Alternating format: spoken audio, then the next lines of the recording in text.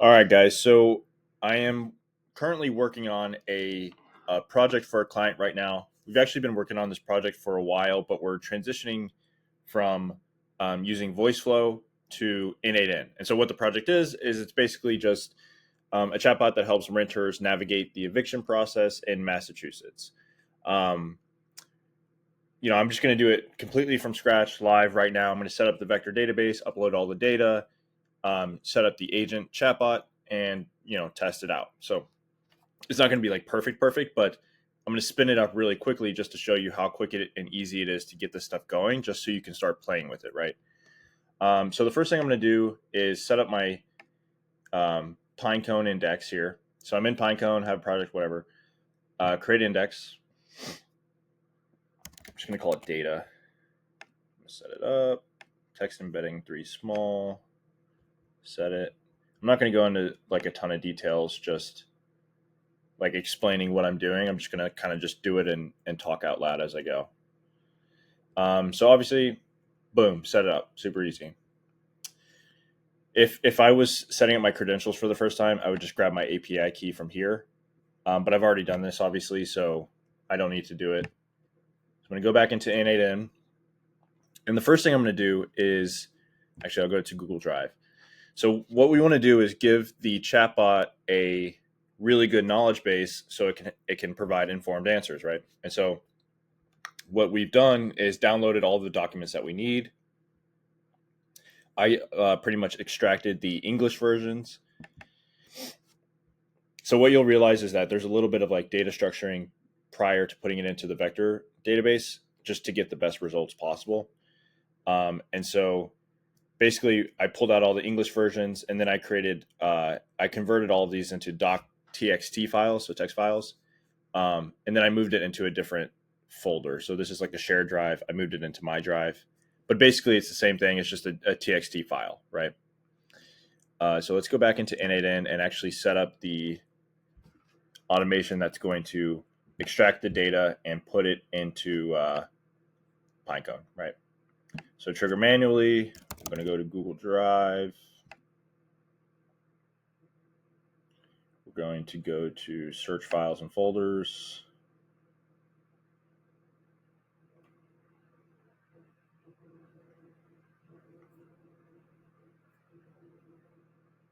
Okay, cool.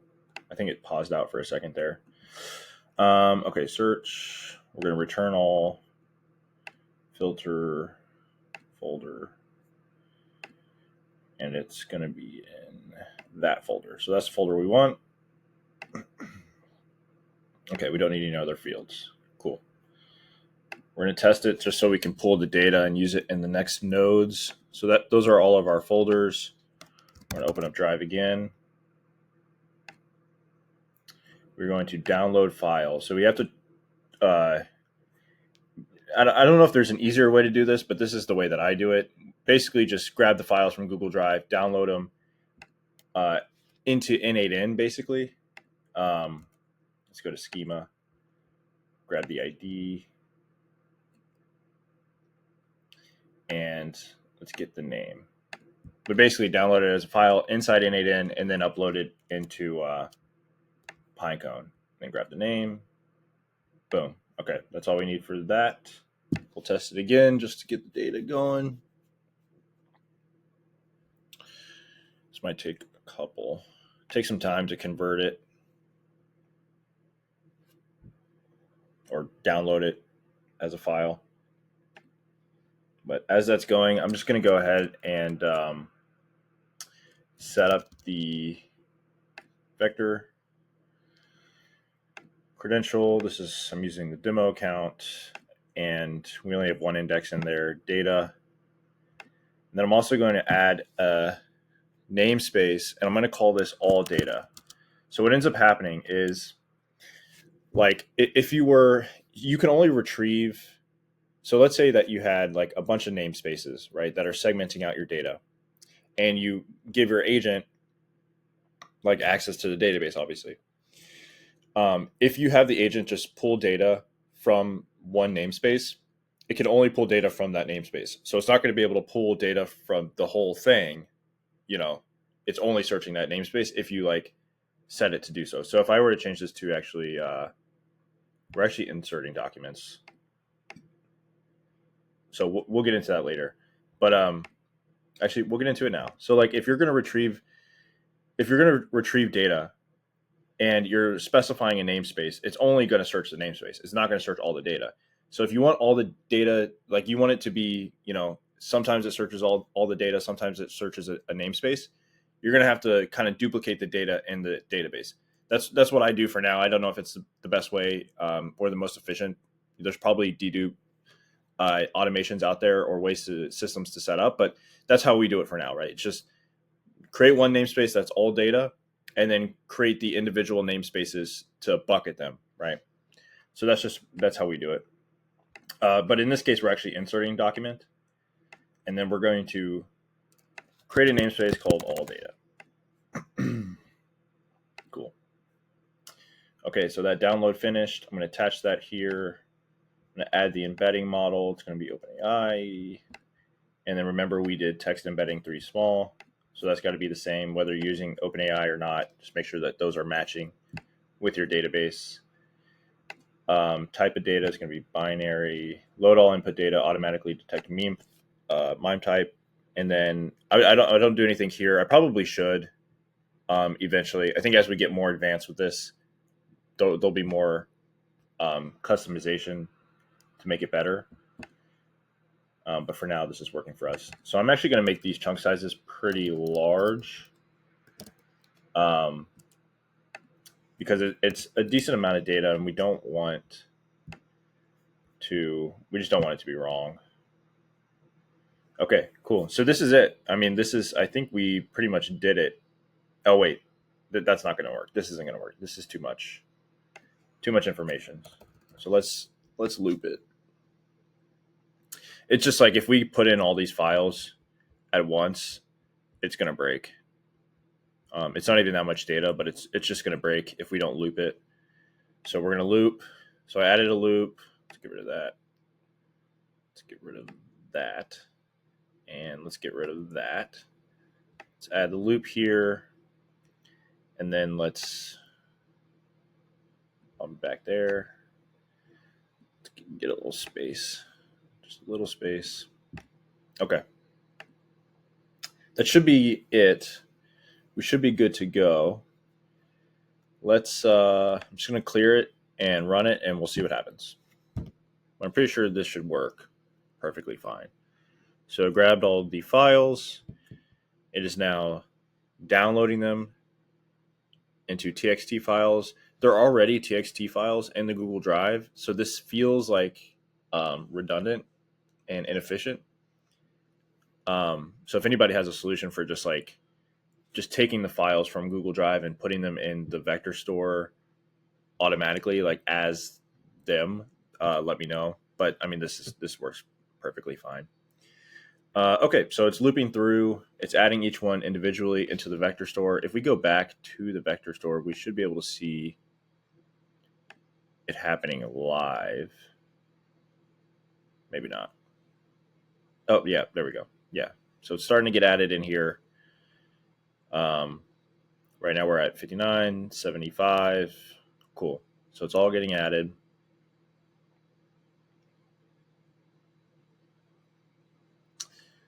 Okay, I'm going to pause for now and just let this run, and then when it's done running, I'll unpause. Okay, so we're good. Didn't take long at all, actually. So this is good. We did it. It's fine. Works perfect, or it worked perfectly. Awesome. All right, now let's actually build the agent and see it work, or like make it work, right? All right, we're gonna do agent. I'm gonna pull up an agent. It's cool that they give you like a chat thing automatically, so we can just test it via chat. We don't have to put it into WhatsApp or anything. Okay, so you have different options with the agents. I like conversational agent. Obviously, in this case, conversational agent does actually make the most sense, but I'm doing conversational agent. I'm going to do return immediate steps, and you'll see why in a moment. But return immediate steps will show me the step-by-step logs. So if there's any issues, I can actually troubleshoot, which is key. Okay, now we have to add in these components here. The chat model is obviously going to be 4.0 for now. Who knows? Might be strawberry here soon. Window buffer, yeah, that's 5. Window buffer just gives the model context of the conversation, like past messages and whatnot. Vector store tool is going to be our tool. I'll call it database. Call this tool to provide relevant and useful answers to the users' questions about navigating their eviction process. Okay, cool. Limit. I'm going to do 5. I need to do more testing on this just to make sure that, even like the chunk sizes, the limit on the vector store, there's a lot of testing that goes into just making sure that you're doing it efficiently and that we're getting the right answers.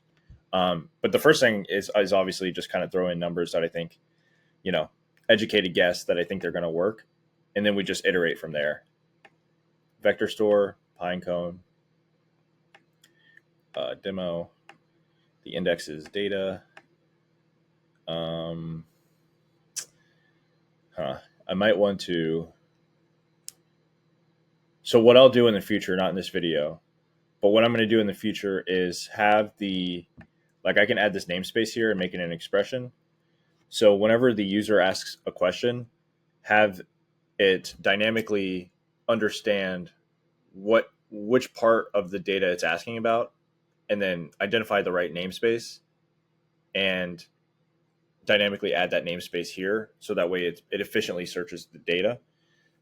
We probably don't actually need that right now because the data, there's not that much realistically, but it would be cool to have for future projects, definitely. All right, we'll add a model, OpenAI, Omni, beautiful.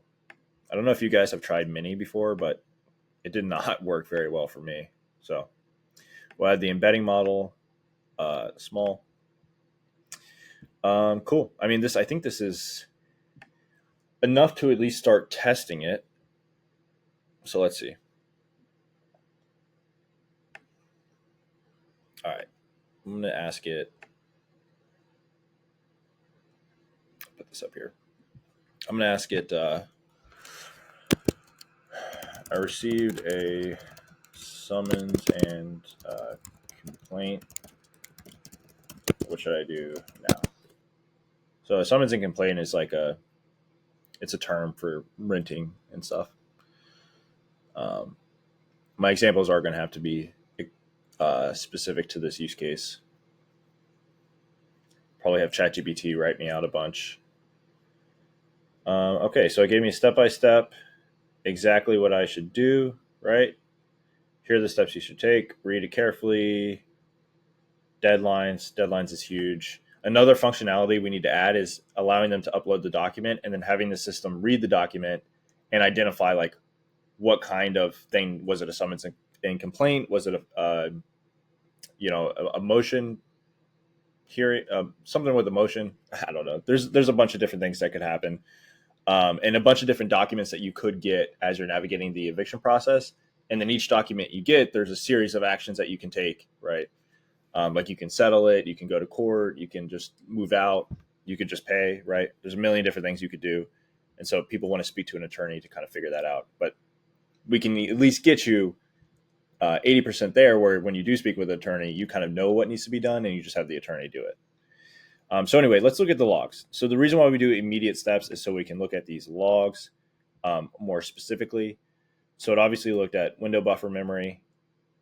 The model, has to read it and understand, right? So the model got triggered. And then we went to the vector store. So it sent in this input here, this query. And then we got a response.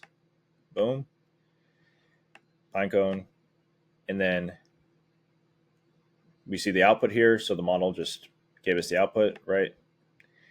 And one more time, the model is it's taking the response from the tool, and then the model from the agent, right, is, giving us the response essentially. So it's like the reason why we had to put a couple of different like, oh, we're using the OpenAI chat model and we did it like a couple different times, is it's just like a different API call, or a separate API call essentially, I think, or just two separate instances. I think could be wrong, but yeah. So anyway, that worked perfectly fine. Maybe I should ask something else like the document I received says I need to move out in 7 days. What do I do? So even a more broad question. Let's see what it's got for us.